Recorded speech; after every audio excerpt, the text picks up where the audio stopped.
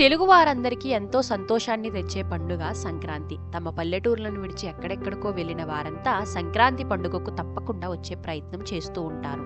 ఇలాంటి ఈ సంక్రాంతి పండుగలో చాలా వేడుకలు ఉంటాయి. భోగిపళ్ళు వేయటం, భోగి మంటలు వేయటం, పెద్దల పండుగ జరపడం, కోడి పందాలు వేయటం, గాలిపటాలు ఎగరేయటం, పిండి వంటలు వండటం, బొమ్మల కొలువులు పెట్టడం, గొబ్బెమ్మలు పెట్టడం, రైతుల పండుగ జరపడం, ఇలా అనేకమైనవి. అయితే ఇది కేవలం సాంప్రదాయమే కాకుండా దీని వెనుక శాస్త్రీయ కారణాలు కూడా చాలా ఉన్నాయి. అవేమిటో ఒక్కొక్కటిగా తెలుసుకుందాం రండి. వీడియోలోకి వెళ్లే ముందు తెలుగు మైథిక్ భారత్ ఛానల్ తరపున మీ అందరికీ సంక్రాంతి పండుగ శుభాకాంక్షలు. ముందుగా అసలు భోగి ఎందుకు జరుపుకుంటారో తెలుసుకుందాం. భోగి అంటే భోగం అని అర్థం. భోగం అంటే సుఖం. శ్రీరంగనాథ స్వామిలో గోదాదేవి లీనమై భోగాన్ని పొందినది కాబట్టి దానికి సంకేతంగా భోగి పండుగ ఆచరణ వచ్చింది. అంతేకాదు శ్రీ మహావిష్ణువు వామనుడి అవతారంలో వచ్చి బలిచక్రవర్తిని పాతాళంలోకి తొక్కింది కూడా ఈ భోగి రోజునే.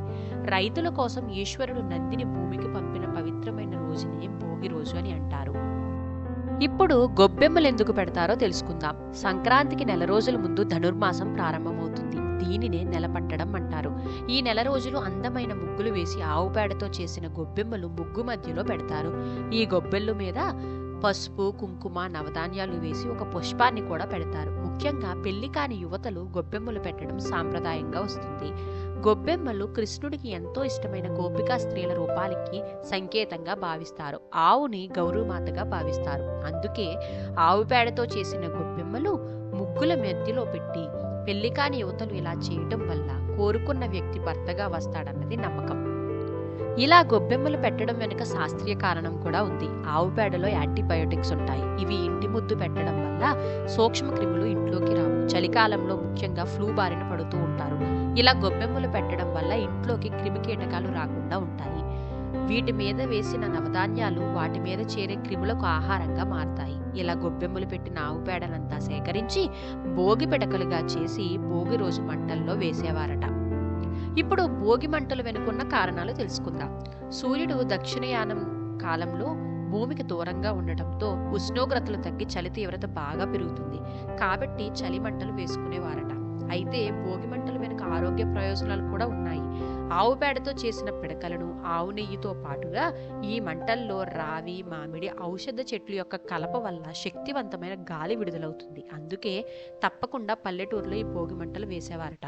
అంతేకాదు ఊళ్ళో వారందరూ కులాలకు అతీతంగా అందరినీ ఒకచోట చేర్చి ఐక్యమత్యం పెంచడంలో కూడా ఈ భోగి ఉపయోగపడుతుంది. ఇప్పుడు బొమ్మల కొలువు గురించి తెలుసుకుందాం. బొమ్మల కొలువు అంటే ఇంట్లో ఉన్న బొమ్మలన్నిటిని అలంకరించడం కాదు, వాటిని పేర్చేందుకు ఒక పద్ధతి ఉంటుంది. సాధారణంగా 3, 5, 9 వరుసలలో ఈ బొమ్మల కొలువును పేరుస్తూ ఉంటారు. అయితే ప్రతి మెట్టుకు ఒక అర్థం కూడా ఉంది. అదేంటో తెలుసుకుందాం.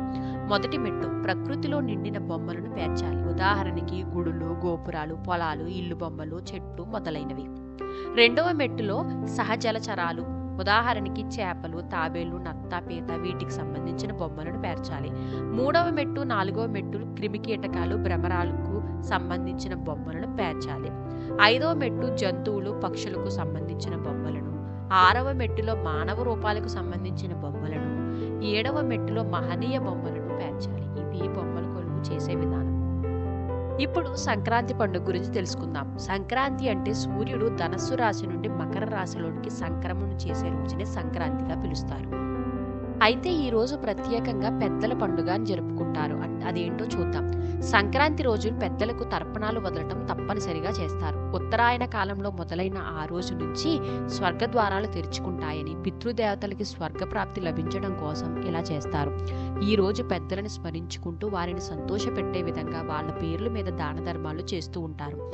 ఇలా చేస్తే వాళ్ళ ఆశీస్సులు లభిస్తాయని నమ్ముతారు. అందుకే దీనిని పెద్దల పండుగ అని కూడా అంటారు.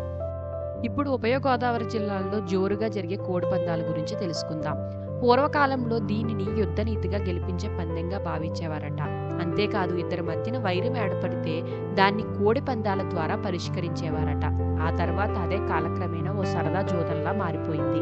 ఈ పండుగ రోజు కొన్ని ప్రాంతాలలో ఈ కోడి పందాలు ఖచ్చితంగా జరుగుతూ ఉంటాయి. ఈ రోజున సంక్రాంతి రోజున సరదాగా గాలిపటాలు కూడా ఎగిరిస్తూ ఉంటారు. చిన్న పెద్ద అని తేడా లేకుండా గాలిపటాలు అందరూ ఎగిరిస్తూ ఉంటారు. ఇది కూడా ఒక ఆచరణకే. ఎందుకంటే ఈ చలికాలంలో ఎవరూ ఎండలోనికి రారు. విటమిన్ డి తక్కువైపోయి అనేక ఫ్లూ బారిన పడుతూ ఉంటారు. అందుకని గాలిపటాలు ఎగరేయడం వల్ల డి విటమిన్ అందుతుందని గాలిపటాల ఆచరణ పెట్టారట.